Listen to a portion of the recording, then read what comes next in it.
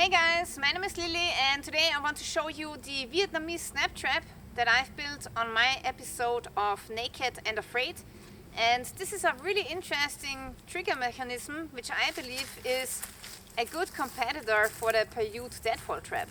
So if you want to know how it works, make sure that you stay tuned.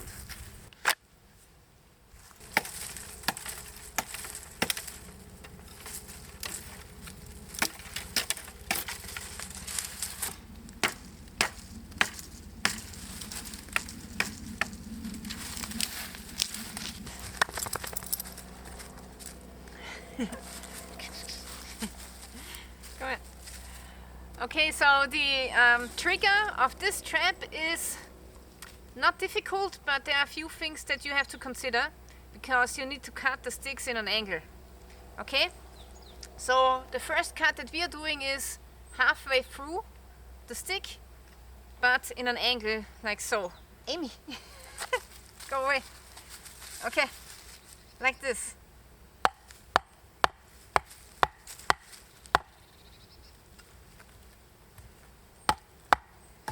Okay, now I try to pry this off, like so. Alright, this was a little bit of too much of an angle, so I'm going to make it steeper.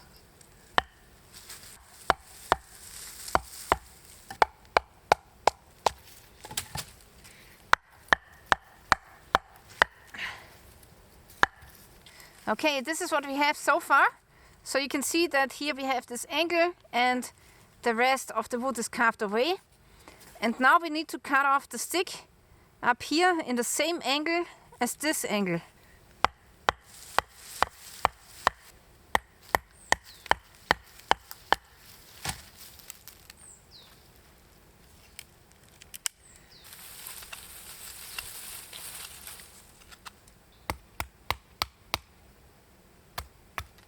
Okay, so this is the most tricky part of the trigger mechanism.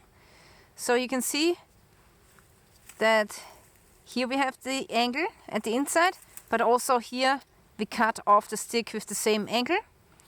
And then down here I just carved away a little bit of the end to make this end a little bit smaller. But that's not really necessary, but it helps me with the trigger stick. So yeah, this is the most complicated piece of this trap, but as you can see, it's not so hard to make. Alright, next we just cut off a small section of this stick, 2 straight cuts.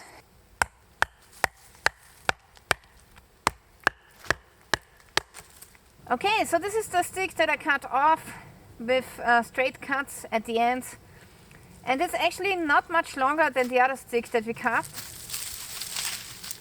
So just a little bit longer, but how this goes is you take the first stick and put it on top of the other one like so.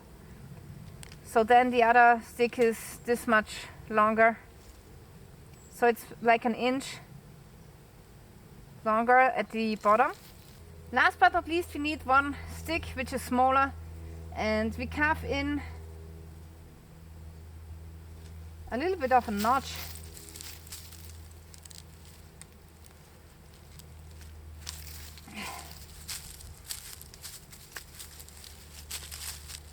Okay, so this is my bait stick, and as you can see, I've carved a notch into it, and also I have sharpened a little bit of a tip to it, so it has a little bit of a better grip when it's getting pressed against the upright stick. And this is how you set up the trap. So you take your upright stick like this, you take I believe this is called the leg, but I'm not sure, and then you take the trigger stick, which is the smaller stick, and we set it like so, and you want to put some pressure up here. So this is going to resemble the force of the stone or the stick which is pressing down the trap. Right, so it goes like this, and this is how you set the trap. It's easy to set up once you have carved all of the angles right, and now you can use this for a Paiute deadfall trap or for the a snap trap that uses a stick. So it really depends on what you have at hand. Once the animal comes through here, it's going to touch the stick, push it to the side, and then the trap is going to collapse. Right, and if you are wondering what this knife is, this is my version of a tracker knife. I've designed it myself, and it's called the APO-1 Tracker, and it's made from my favorite steel, which is Aus 8. So if you're interested in this survival knife, you can get it at my dealer, CanadianPreparedness.com. He still has a little bit of stock left, and you can also get it here in Europe at my website, and all of the links are in the description below. And as you can see, I've set up the stone now so that this corner presses down on the trigger mechanism, and if this is going to get touched by an animal, the trap collapses.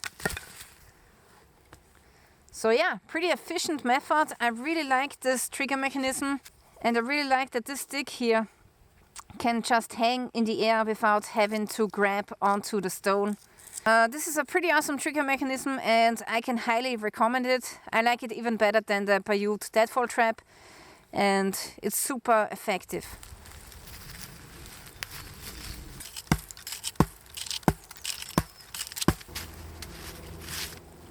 Okay, so now I have set up the trap, and in the end I just used two Y-shaped sticks. Those two are putting the bigger branch on tension, and then here we have a guide for the branch that is coming down onto the animal, and this is now quite a lot under pressure, under tension. Okay, now I have set up the trap. So the stick that is on tension lies on top of this angled stick, and this one is pressing the trigger stick against the upright stick. This is the trigger stick here. So now when a rat or a squirrel tries to go through the trap here, this will happen. So it's important that this stick here is carved in an angle here and also here. And this is how it goes. So it presses against the upright stick.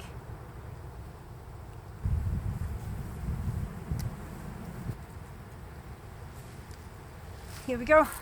So it's important that the trigger stick is fairly low over the ground and not too much in the middle or up here, because then the animal will go underneath it.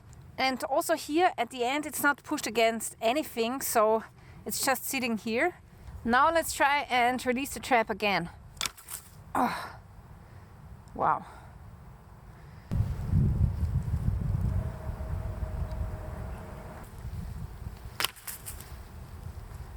Bam.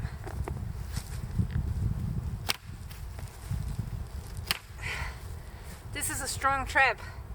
So this is definitely an alternative if you cannot find any heavy stones, big stones or heavy logs. So it really doesn't matter if you have big stones or not, because in some areas of the world you don't have stones. In the jungle you don't have stones. So you need to make the same trap with sticks. And with the stick, the only thing that you have to watch out that you have to either tension the stick every 3 days, or you have to switch out the snapping stick every 3 or 4 days, because of course the stick, when it's bent, it's going to lose the tension. So that's the only downside when you are using sticks. But if you know that, and if you swap out the snapping stick that comes down on the animal's neck every 4 days, you should be fine. Alright guys, so this is it for today. I really want to thank you for watching, and if you want to see more wilderness survival videos, then make sure that you're subscribing to my channel. Stay tuned.